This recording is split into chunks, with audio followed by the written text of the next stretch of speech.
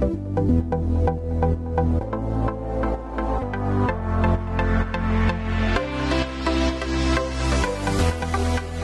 up YouTube, Saf here on Super Saf TV. So we've seen plenty of low quality leaked videos of the iPhone 7 and 7 Plus. We've also seen some cool looking renders, but here I have the iPhone 7 and 7 Plus prototypes, and this is probably the closest look that we're going to get at the iPhone 7s before release. So as you can see, we have the iPhone 7 as well as the iPhone 7 Plus, both in the rose gold color, and they do look pretty nice. Let's firstly go ahead and remove the screen protectors from the iPhone 7. And then from the iPhone 7 Plus.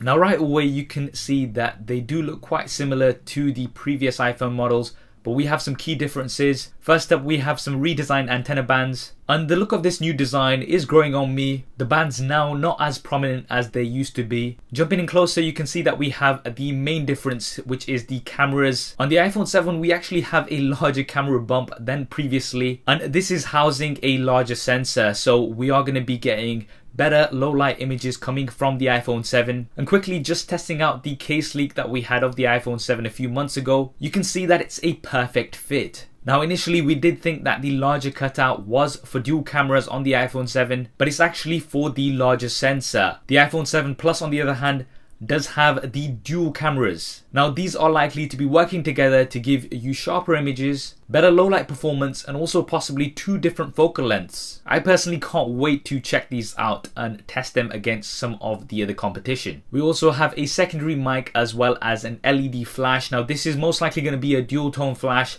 On these prototypes it looks like it's just a single. We then have the recognizable shiny Apple logos. On the bottom side of the back we have the iPhone logos as well as some information. These are most likely going to be a little bit different on the final release models. What's also interesting is that these prototypes do not have the 3-pin connectors that we've seen on certain leaks on the iPhone 7 Plus. And realistically speaking, it is looking like this year we are not going to see that 3-pin connector. This may be something that we see next year. Flipping over onto the front, you can see that they look very similar to what we've got with the iPhone 6 and 6S. 4.7 inches for the iPhone 7 and 5.5 inches for the iPhone 7 Plus. No change here really. Resolution is likely to remain the same, and we are also likely to have 3D touch as we've had before. Up top are your earpieces as well as the 5 megapixel front facing cameras, which are also going to be slightly improved, so giving better low light performance. Now on the bottom side of the front we have the Touch ID sensors.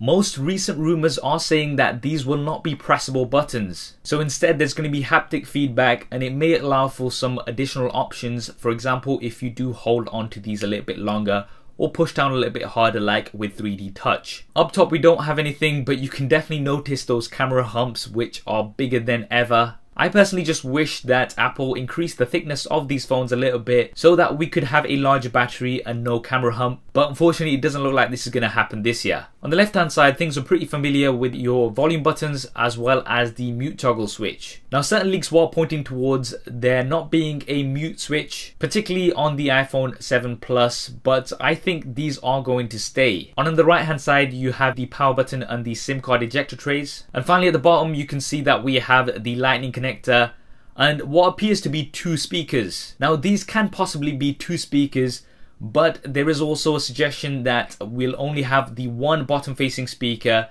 and the other grills are for the microphone. Now the key thing here is that there is no headphone jack, and this is all but confirmed, so you're either going to have to use Bluetooth headphones with a lightning connector, or use a lightning connector to 3.5mm headphone jack converter. Whether this will be included in the box or not, that we'll have to wait and see for. So there we have it, an unboxing and a very close look at the iPhone 7 and iPhone 7 Plus prototypes. Now this is probably the closest look that we're going to be getting at the new iPhone 7s before the launch next month, and that's likely to be on the 7th of September with the release following in the coming weeks. What do you think of the iPhone 7 and 7 Plus? Do drop me a comment below and let me know your thoughts. I hope you enjoyed this video and found it useful. If you did, then please do hit that thumbs up button for me. It really does help me out. And if you haven't already, then be sure to subscribe.